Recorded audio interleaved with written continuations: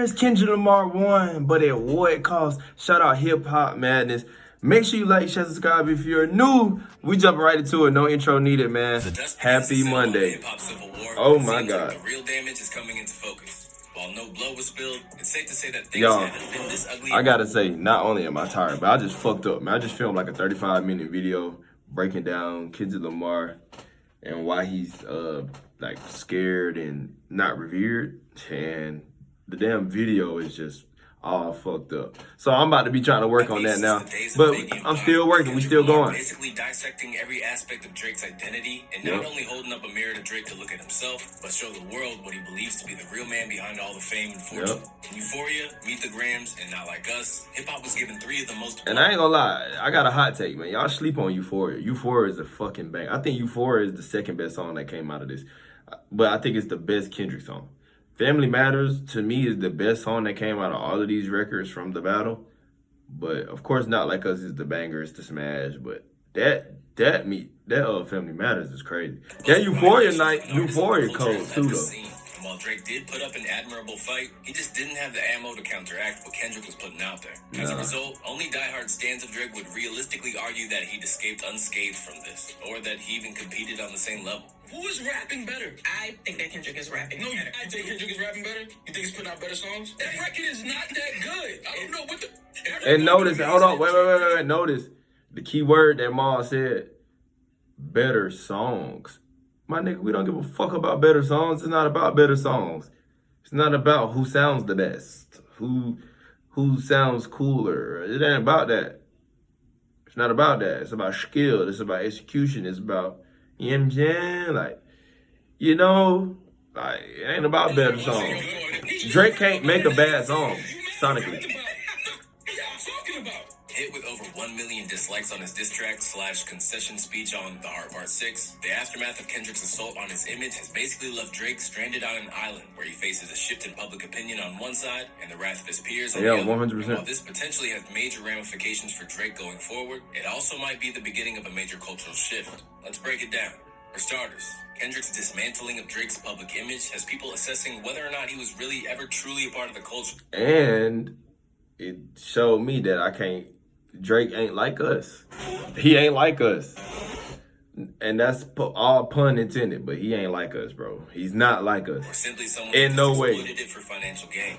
An artist whose music always focuses more on the personal rather than political, and often retelling meaningless stories rather than something of substance. God's continued use of the existing narrative that Drake's a culture vulture has people talking about Drake in a whole new way. A man whose main gripe with Drake has always been his refusal to show up for black issues. Ebro explained that Kendrick's exploration of Drake's mixed background wasn't just race baiting, as some people have tried to paint it. Instead, it was used to explore the ways he stands for nothing in a culture that was born of the need to communicate important ideals to the masses. The reason Kendrick doesn't like Drake is beyond just, I don't like you as a person, which he said that too. He doesn't like what Drake represents in hip-hop. No, not at all. He doesn't like that this I don't either. Is not authentic, doesn't represent anything of value to black heritage and black culture, isn't in touch with his blackness enough. I think that is also an important detail because hip-hop, as we know it today, is an extension of the black nationalist movement. It is a tool to share information and educate ourselves when the establishment doesn't do so. And also to make sure that we are represented towards each other and for each other. That's a part of what the hip-hop thing is. Oh, I gotta tip my hat off to Ebro. I never heard Ebro speak this clear, concise, and have meaningful speech or dialect. Damn, Ebro just nailed that to the T. Shout out Ebro for that right there. Damn. But it goes deeper than that. As in the wake of Kendrick's comments, critics are beginning to wonder if Drake only uses his black identity when it stacks the odds in his favor. You being a mixed person, explain to people from your perspective the difference between how Drake does it in this hip-hop space as opposed to somebody like J. Cole. You know, J. Cole spends his time doing commentary about society and about his community and the places he comes from, which is the issues within our the culture. black heritage part of hip-hop. J. Cole is in touch with that and understands the importance of that. One of the issues that I think even the OVO team has had was the Childish Gambino thing when I was up here talking about, yo, bro, on This Is America because you don't ever have anything to say, which is once That again is the true. indictment of Kendrick. Kendrick is not saying Drake is not black. Kendrick is saying you only act black when it's time for you to use blackness to make money. When it comes to any other black issues or black anything, we don't see you. Damn. Or using another biracial rapper like J. Cole as an example, in my opinion, Ebro perfectly depicts how Cole takes on the cultural responsibility that Drake has Damn. avoided for Shout most of out his career. Ebro. All the while, Drizzy has reaped the rewards of it at every opportunity. Now, it's unfair to say that Drake has never shown up for the black community. After all, at the height of the BLM movement, he donated $100,000 to National Bailout. But there's also a case to be made that this is the bare minimum he could have done when you consider the profit he's made from the culture. Right, Ultimately, right. the That's issue with a Drake comes minimum. down to code switching. And unfortunately, there are plenty of clips from his past as a child actor where he seems to purposefully distance himself from the black culture to integrate into white environments. Just look at this clip where he mocked the Toronto accent, which takes influence from Jamaican, East African, and Middle Eastern diaspora. The guys at our school, instead of addressing people like the douche and saying like, what are you guys doing? Say mans like you. It's really big in it. Then years on, Damn. he ripped that same accent, all the while appearing ignorant of its origins. Our accents. I don't know who started talking like that. Yeah.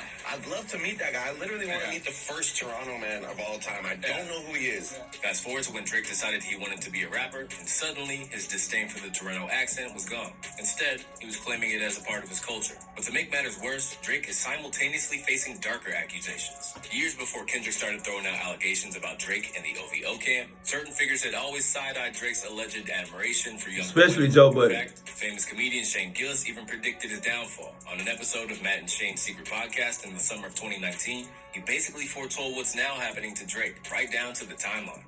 I want to be on the record. Drake's going to be, he's on that R. Kelly tip. Drizzy Drake likes him young. Somewhat known already. This is one of those things where you got to say something. Like, remember Louis, that whole thing? We knew about that. And we were just like, I don't know. Drizzy Drake's into the young ones. He's going to get got in the next 5 years.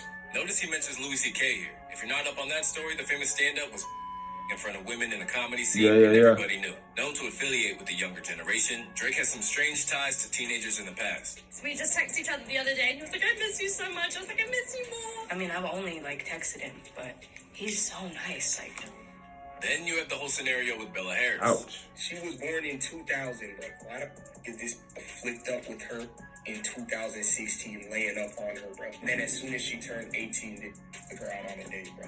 Dude. Now, back then, people like Millie Bobby Brown came to his defense. But they're notably staying very silent these days now that they're not only older, but things that are less Right. defensive. You see what I'm saying? That shit gets As sketchy. for his interest in Bella Harris, her claim was that he was a fan of women's high school basketball. That's a perfectly normal sentence to say as a 30-year-old man. Now, we are in no way making claims here or trying Be to... for real, bruh. But between SZA having to clarify that she wasn't underage and Georgia Smith being just 19 when she hooked up with the 31-year-old... And why do, see, this is what makes it weird. Why do we have to keep putting out PR statements?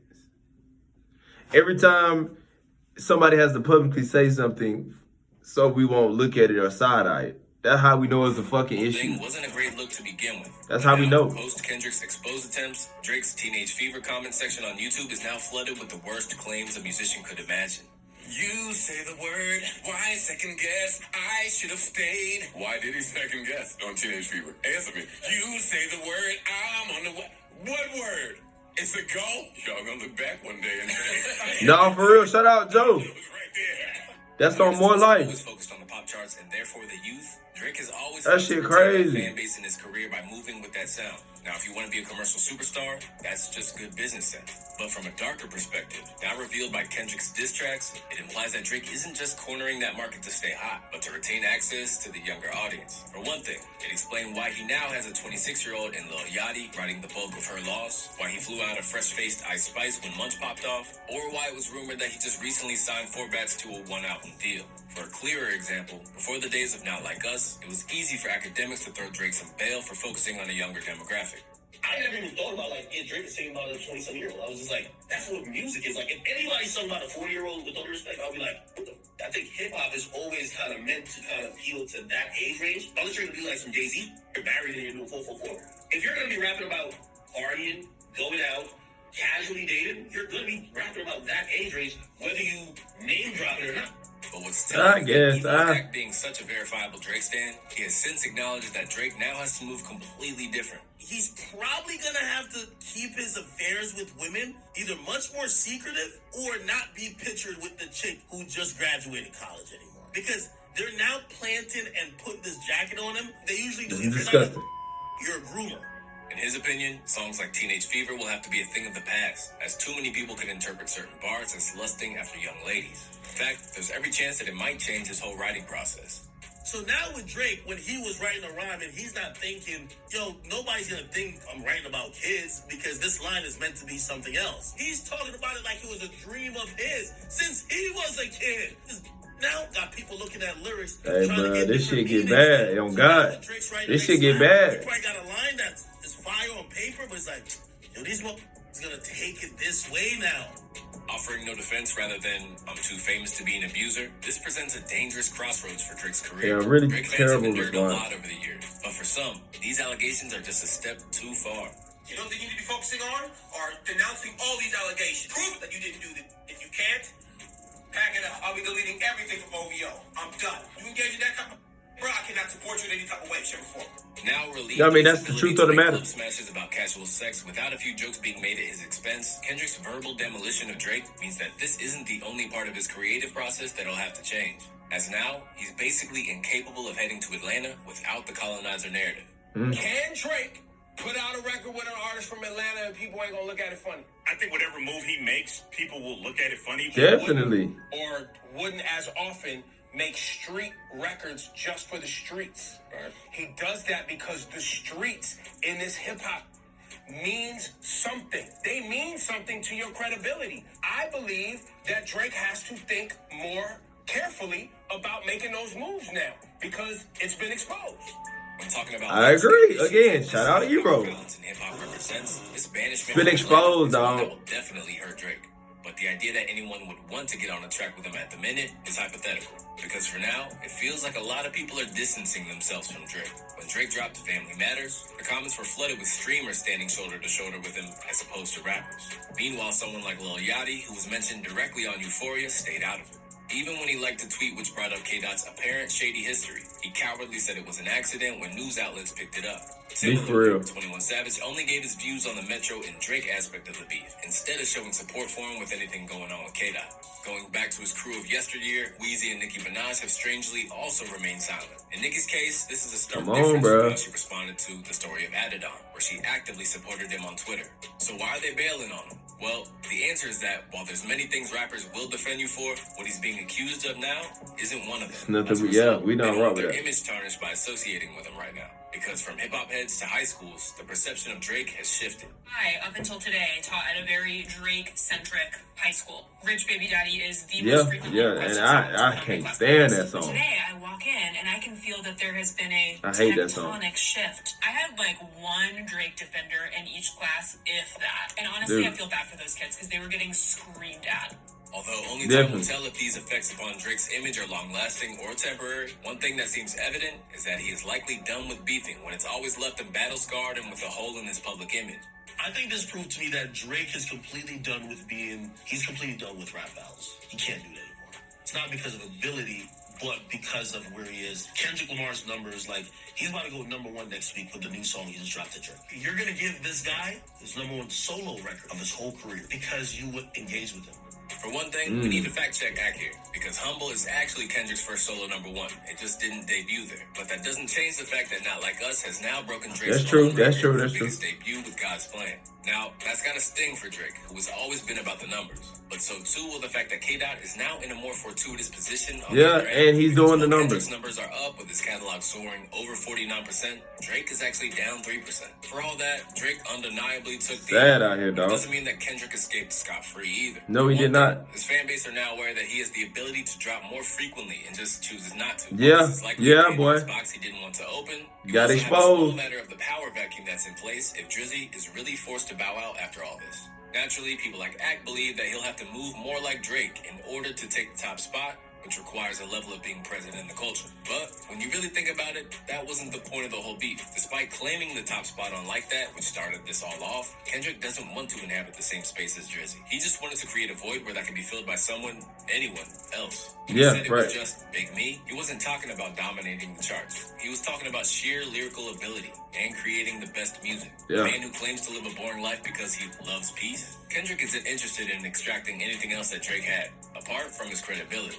But as the debris clears and we begin to look at a future where Drake is minimized and Kendrick's reach has probably only expanded, there are questions to be asked. Yeah, If this was all sure, worth it. for sure. Now, if Drake truly is everything Kendrick says he is, then there's no denying that getting rid of him was basically a public service. But there's Yeah, also I guess, collateral damage yeah, to what's yeah. been said. As Teo Barrow said in her Guardian piece, there is a case to be made that while these two titans of the industry were squaring off, the women who were caught in the middle, whether it was Kendrick's wife or Drake's alleged victims, really lost out from the battle. I agree. These men are casually rapping about child and harboring secret children that they've presumably known about for years, but only chose to reveal when they were fighting. And using each other's possible victims as ammunition in a battle that has nothing to do with these women isn't just perverse and morally reprehensible. It reveals the degree to which hip-hop and the music industry as a whole continue to protect terrible men, even while their behavior or alleged behavior is an open secret. Jeez, And that's although heavy, people that's might heavy. feel like it's rich coming from someone with his history, this is also a point made by Charlemagne, who felt that the exposés weren't done for genuine reasons.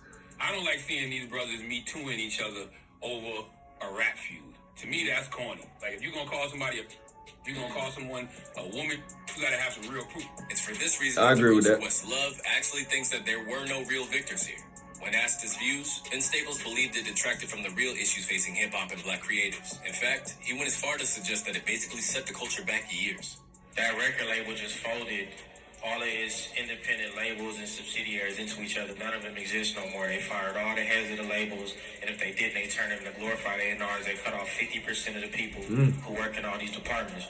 Most of those people is us, people of color that come from hip-hop and R&B and these other things, right? Personally, I think we better than that. Damn. I think we deserve better than that because we've been saying for decades that we want people to respect black music and black art and black people. And I think for that to happen, we got to respect ourselves. And they don't make it easy for us, but we got to try to work. Yeah, I agree 100% with not only Vince. I agree. But in some ways, this definitely could have set us back, like he said. But when we just look at it on service value, skill level wise, I think Kendrick would be satisfied with the decisions he made. Y'all let me know what y'all think in the comments. Make sure you like, share, subscribe if you're new. I'm signing out, y'all. Love.